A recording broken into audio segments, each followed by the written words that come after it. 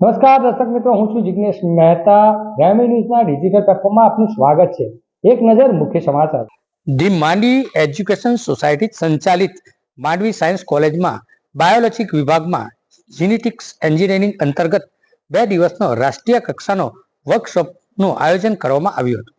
આ વર્કશોપમાં મહારાષ્ટ્ર, કર્ણાટક, મધ્યપ્રદેશ, રાજસ્થાન સહિત અન્ય રાજ્યના વિવિધ યુનિવર્સિટીના સંશોધનકારો, પ્રોફેસરો તથા વિદ્યાર્થીઓ મોટી સંખ્યામાં ભાગ લીધો હતો. આ વર્કશોપમાં વિદ્યાર્થીઓને પ્રાયોગિક રીતે લેબોરેટરીમાં ડીએનએ, આરએનએનું નિષ્કર્ષણ તેમજ તેમના જીનેટિક અંતર્ગત ફેરફાર વિષયની સિદ્ધાંતિક તેમજ પ્રાયોગિક સમજ આપવામાં આવી હતી. આ વર્કશોપમાં ફળશ્રુતિ સ્વરૂપે વિદ્યાર્થીઓને ભવિષ્યમાં જીનેટિક્સને લાગતા કોઈ રોગ કે જીનેટિક્સ ફેરફાર તેમજ ભવિષ્યમાં નવી દવાઓની સંશોધન ઉપયોગી નીવડે.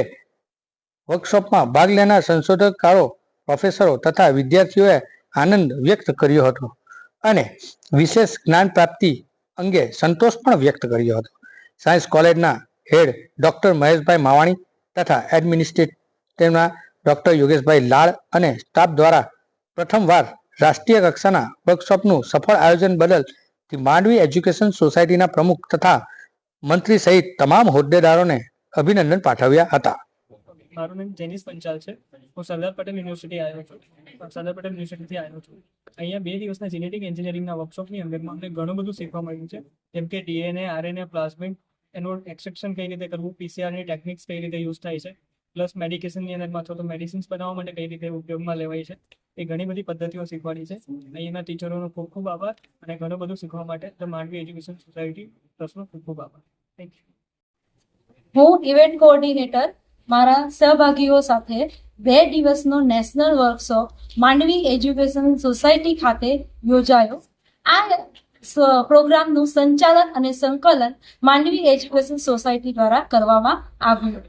આ જે વર્કશોપ છે તેને funding DST department of science and technology સર્વ એનએફ દ્વારા પૂરું પાડવામાં આવ્યું છે.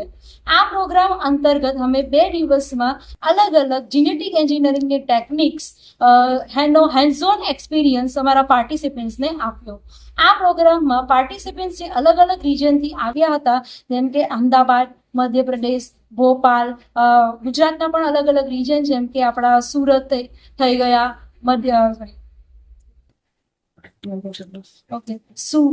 સુરત તેમજ વાંકલ, બરોડા, અમદાવાદ, આવા અલગ અલગ રિજનોમાંથી પાર્ટિસિપન્ટ્સ આપણે ત્યાં આવ્યા અને તેમણે ખૂબ જ સરસ એક્સપિરિયન્સ લઈને પોતાનો ફીડબેક આપ્યો હતો. અને ઓવરઓલ જો કહું તો આ પ્રોગ્રામ ખૂબ જ સક્સેસફુલ નીવડ્યો. Thank you.